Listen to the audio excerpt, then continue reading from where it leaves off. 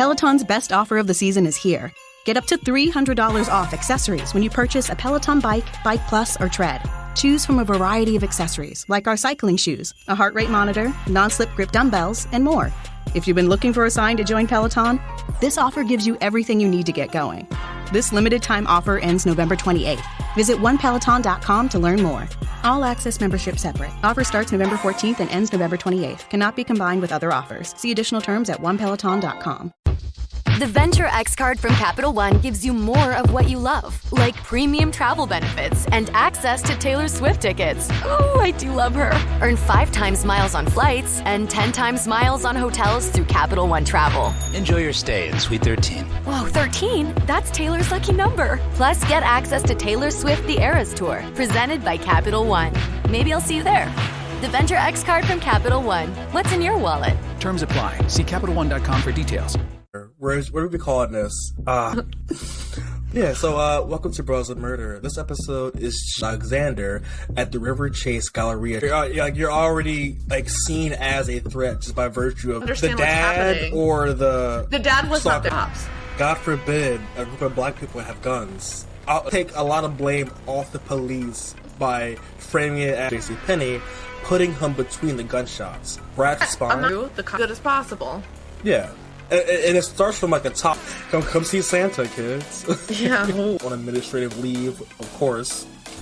Pending the investigators gathered outside the city hall, again calling for, the some turkey homies. and some green bean casserole. Stop it.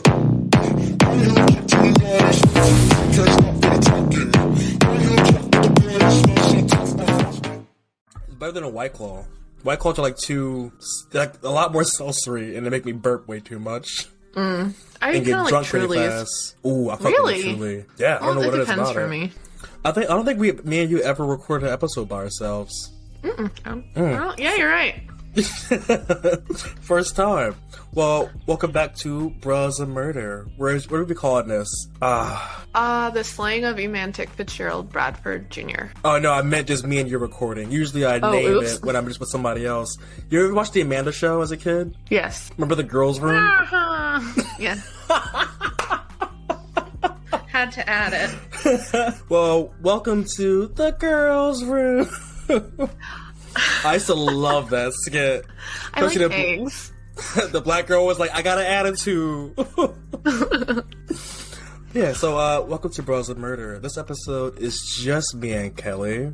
We're keeping it fresh. Everyone else is down bad, which is okay. Life happens. So now in this episode, we are revisiting a case that happened where we covered it couple years ago, but we're coming up on the anniversary, so I figured it'd be good to get this name back out there. So just to soft intro us, on the night of Thanksgiving, November 22nd, 2018, I'm gonna fuck up his name again. How you say it, Kelly? Emantic Fitzgerald Bradford Jr. Emantic Fitzgerald Bradford Jr., an African-American man, was shot 3 times by Hoover police officer David Alexander at the Riverchase Galleria shopping center. This started a whole bunch of controversy for very good reasons, and it left people asking, was racial profiling to blame in his death? Hint, hint. It was. Sorry. Yeah, it's gonna be very apparent that it might have been. So spoiler alert. Yeah. Spoiler alert. So on the as you said, on the night of Thanksgiving Day, 2018, 20-year-old Aaron Brown opened fire in the Riverchase Galleria in Hoover, Alabama. He shot and killed 18-year-old Brian Wilson and injured bystander, a 12-year-old named Molly Davis. So Emantic was a young 21-year-old man who was caught within the shooting caught in the mall at the time of the shooting, and he had been in the military and due to his service carried a handgun. He had a concealed carry permit, but also in Alabama you are allowed to open carry, so you don't have to have any kind of training or anything, just to have a gun on you as long as it's visible. Which just seems very sketchy to begin with, because why would you? I don't get open carry laws, because it just seems like you're asking. I just feel like you're asking for something to happen. Yeah, it's. I think if you're going to carry a weapon in public, you need to know how the fuck to use it properly. Yes. So I feel like when it comes to obtaining your gun license, there should be like a mandatory gun safety course you have to take. Because a lot of people are dumb. yeah, so for the simple fact that the shooter had been a black man, police mistook Bradford as the gunman, shooting him 3 times and killing him. It was said he was shot once and it went through his head, one was in his neck, and then the other was through his abdomen. The irony of this is, like, we always hear these strong arguments that the right make for maintaining the Second Amendment, and the most popular one is good guy with a gun. But, like, how realistic is that? I'm not necessarily advocating to completely rid people of firearms, but it does appear that that argument only applies to white people. Because, and we've said this before, why is it that white mass shooters always end up in custody, but innocent black people are dead because they thought that they were a threat? Yeah, like you're already like seen as a threat just by virtue of being black and a male, so you're gonna get treated with more aggression and not like. I watched this YouTube channel called Audit to Audit, where they go over like a lot of police encounters and police stops, and more often than not, you see cops as being extremely aggressive off the jump towards black people, like men and women. Well, and somewhat not non sequitur, but did you see that video recently? There was that, it was a white man who called the police because he was essentially stalking this girl, and her father threatened him because he was stalking his daughter. Yeah. And so he called the cops, and the cops are like, what do you want us to do about it? Like, essentially, like they were talking him through it, and they're clearly understand what's happening. Or the dad was stalker. not there. The cops were talking to the stalker. Sorry. Nicely. Yeah, they were very nice. Like, they were very professional with him. Like, patient with him. He is literally stalking this woman, and you guys shoot people as a threat when you're pulling them over for a fucking traffic stop. No, it's like someone she knew, or like it's a random. Yeah, I think they knew each other. Like, either they were coworkers or like they. Oh God. Somehow, I don't remember exactly what their relationship was, but like he was very interested in her. She was not interested in all. He wanted to like play her some song, and she said no, and he kept following her and was like, well, make your decision after you hear the song. And it's like, she said no, dude. She doesn't care. She doesn't want to hear your fucking song. What the fuck? That's some unhinged ass behavior. Listen to my song and then maybe it'll change your mind about how much you love me. Yeah, especially after you've been like harassing me or what have you. Anyway. Well, thank God the police gave him a stern talking to. Yeah, and so Bradford was the good guy with the gun, and it got him killed. And that also, like, not to mention the complete sordid fucking history of the NRA promoting gun control in the 70s, when the Black Panthers would arm themselves to protect themselves from cops. God forbid a group of black people have guns. Out in the open at that. God forbid people defend themselves instead of just laying down and letting you fucking kill them.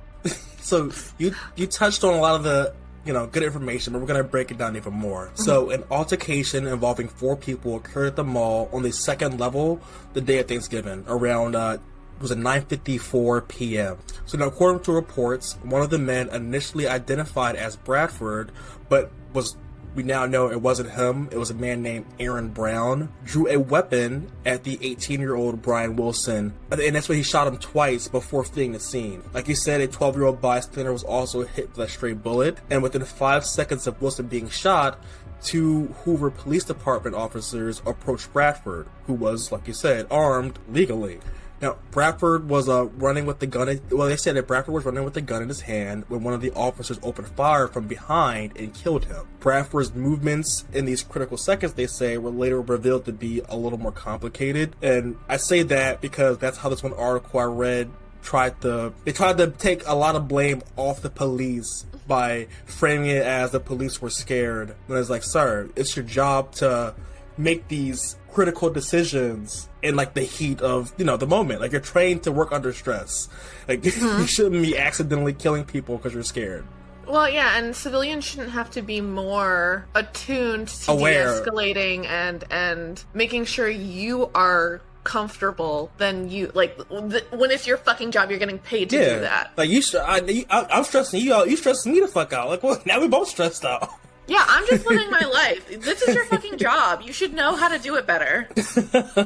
And I gotta fucking hold your hand through this shit. Exactly. So now, E.J. Bradford initially, well, it says that he initially ran in the opposite direction away from the JCPenney, putting him between the gunshots. Bradford drew his weapon, chambered a round as close to his grip. Bradford then returned to JCPenney's and, drew his weapon again. Now, Brian Wilson was injured and taken to a hospital, while the other child was taken to a separate hospital. He had a gunshot wound in his torso, and the 12-year-old, like you said, had the bullet it was lodged actually near her spine, too. Oh, yes, yeah. Her ribs were also fractured with the initial shot, but her spine was unharmed. A 70-year-old, a 12-year-old like, couldn't hit the spine. Amount of luck, well, not luck, because it's not really lucky to get shot, but to get that a lot worse close and you're happened. Okay, yeah. It could have been a lot worse than that. So now, a 70-year woman was also injured when she fell while fleeing, and I do love how they added that little, like, someone else did get hurt. She fell. Mm-hmm. She has suffered multiple pelvic fractures and internal bleeding from. Yeah, I was gonna say. I mean, she fell, but she got pretty. She got trampled. Up. Yeah, it was like they could have opened it up with she was trampled. Yeah. Well, and also I just feel like older people are a little more fragile. Anyway. Yeah. And she had to get airlifted to a different hospital herself. The investigation came down to really all the different video evidence that was turned in, because the cops there, they were trying to cover their ass from the get-go. Of course. Time now for your latest weather forecast. When you drive the brand-ranked #1 in dependability by J.D. Power, you can stop thinking about what you can't do and start doing what you never thought possible. Visit your local Kia dealer today to see yourself behind the wheel of the brand-ranked #1 in dependability by J.D. Power. Kia, movement that inspires. Call 800-333-4KIA for details. Always drive safely. Kia received the fewest reported problems among all brands in the J.D. Power 2022 U.S. Vehicle Dependability Study based on 2019 models. See jdpower.com/awards for 2022 details. The Venture X card from Capital One gives you more of what you love, like premium travel benefits and access to Taylor Swift tickets. Oh, I do love her. Earn 5 times miles on flights and 10 times miles on hotels through Capital One Travel. Enjoy your stay in Suite 13. Whoa, 13? That's Taylor's lucky number. Plus, get access to Taylor Swift The Eras Tour, presented by Capital One. Maybe I'll see you there. The Venture X card from Capital One. What's in your wallet? Terms apply. See CapitalOne.com for details. You know those times in the day when you can't fit in a full podcast? Running out to the store, walking the dog, or washing the dishes? Jam is the new way to listen when you have just enough time for the perfect short audio playlist. Get started at listentojam.com/podcast and get your daily Jam playlist filled with more voices in less time. With Jam, you can choose from news, parenting tips, wellness advice, and more. Go to listentojam.com/podcast and satisfy your curiosity with short audio. Discover something new every day. So there's 3 different agencies involved who went over the different recordings and videos. During the investigation into the shooting, an additional gun was also found by the Santa's Village. And this is when doubt kind of really grew around Bradford being the initial shooter. And in a press conference, Captain Rector of the Hoover Police Department stated that the initial shooter, who needed to be determined by the investigation into the shooting, is still out there. The Captain Rector also stated that they believe that the initial altercation may have more people involved than originally suspected, and clarified that a separate investigation would go underway to determine the shooter. Well, and one thing I found really interesting about all of that is, like, well, in a manner of speaking, but like, he was helping people. Like, yes. he had it out to defend people. And then the other thing was, like, that I saw that, like, the station office, sheriff's office, whatever, released like 3 different statements regarding the shooting. So essentially, ass, yeah. Well, the first time they were like you said, they thought he was a suspect. They said that they told him to drop the gun. That turned out to not be true. The cop admitted that was not true. He did not tell him to drop his gun or alert him before shooting him, because it happened so quickly. And then the second statement, they were like, oh, he brandished a gun, so we saw him as a threat. That was also not fucking true. Like, it took them multiple revisions for them to actually be like, he was caught in, like, the gunfire, or whatever. You could have just said that you got, like, it's gonna come out. Wait, they're gonna try and make themselves look as good as possible. Yeah. And it starts from, like, a top down, too, because, like, if you can go through 3 revisions of what happened in this incident, you're not the only one looking over that. Like, it's not just those 2 writing these reports out. So, a suspect in the initial shooting, Aaron Brown, was arrested by U.S. Marshals at a relative's home in Farburn, Georgia. Farburn, Georgia. Whatever that is. I trust you. A few days later, he was charged with attempted murder of Wilson.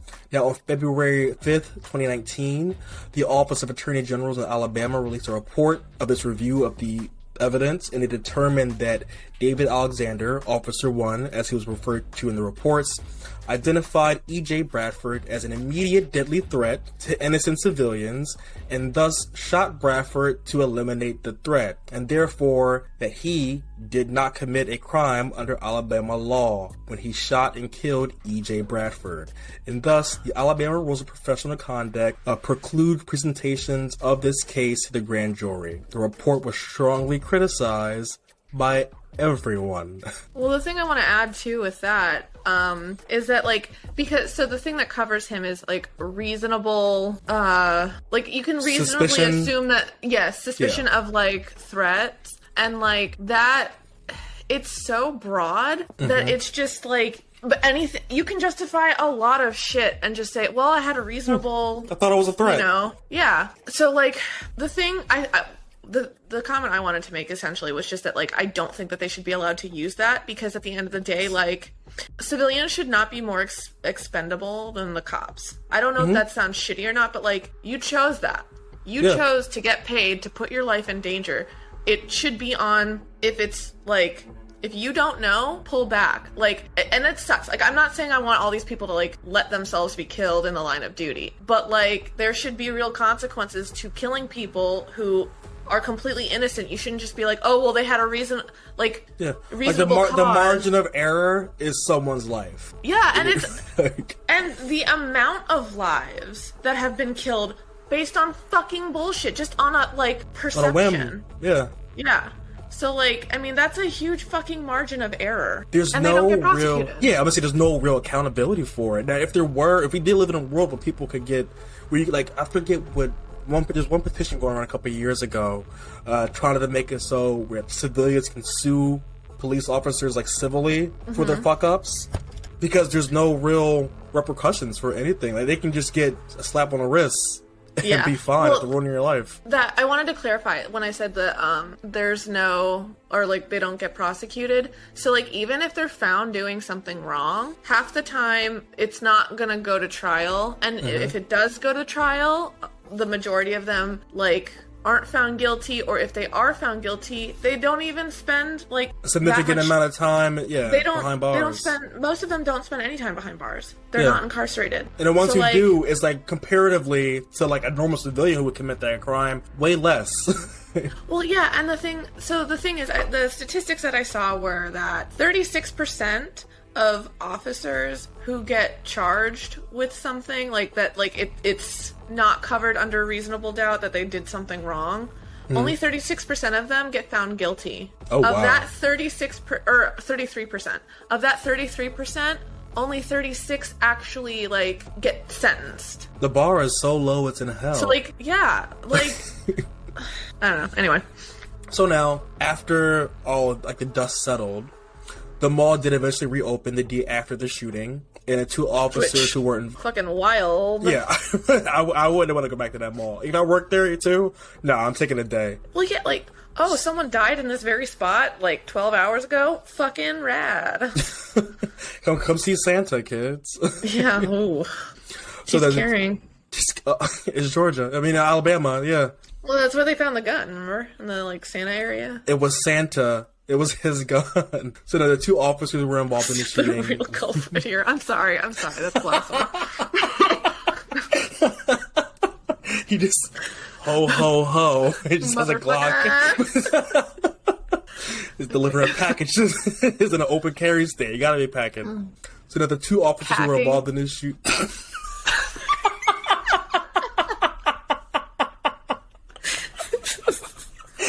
I need to stop. I'm leaving that in. So then the 2 officers who were involved in the shooting were placed on administrative leave, of course, pending the investigation. So now when it was reported that the 21-year-old victim was not the perpetrator, the family of the victim raised demands that, the mayor and the police chief step down because you're shit at your job. Protests were organized by different activist groups, mainly the Birmingham activist group called the Justice League, which, badass name, great branding. Don't know if DC is going to come for you legally. Yeah, I was about to say, sounds vaguely familiar. Might see a couple of Cape Crusaders involved. But, the protests were called to boycott the mall. On November 26, 2018, a protest gathered outside the city hall, again calling for, the mayor and police chief to step down and the release of the body cam footage. Which, that's another thing that I keep seeing over and over and over again, is that, there's no body cam footage, we didn't turn the cameras on. Then, what the fuck are our tax dollars paying for? Yeah. How fucking convenient that you're not using this tool to keep you accountable. Well, I was watching this one audit video where this woman was, she had sickle cell, she was sitting on her own property, and his cops assumed that she was trespassing, so they dragged her out of her car, handcuffed her, and threw her on the ground. Jesus Christ. She starts having it fit, starts vomiting because she's anxious, and asks for the sheriff, the sergeant.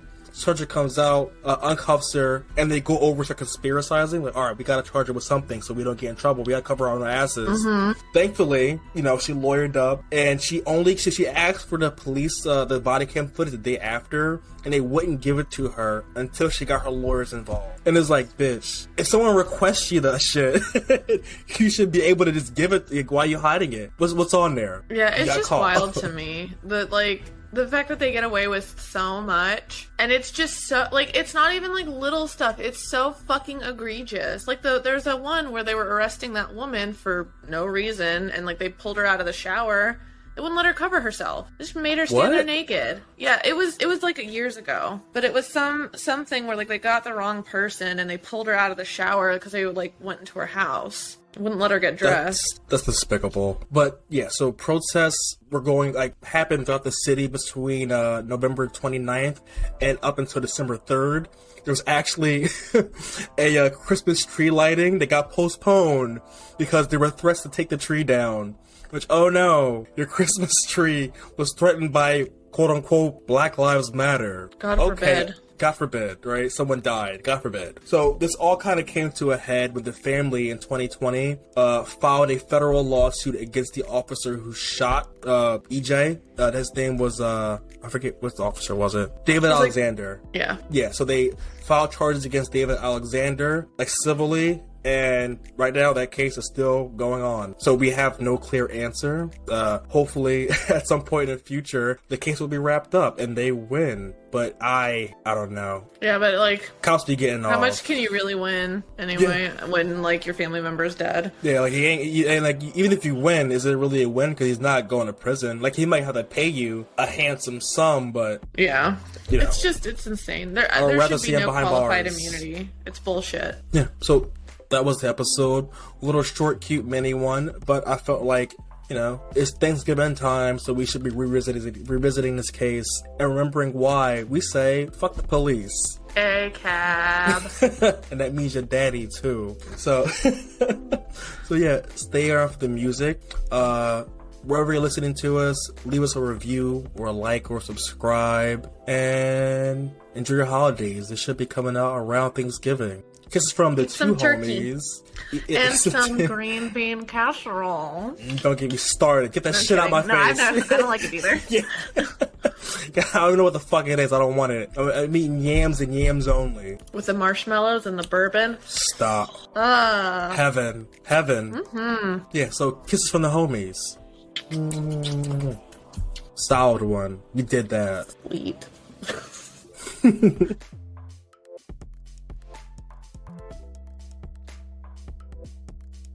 And now, a short commercial break.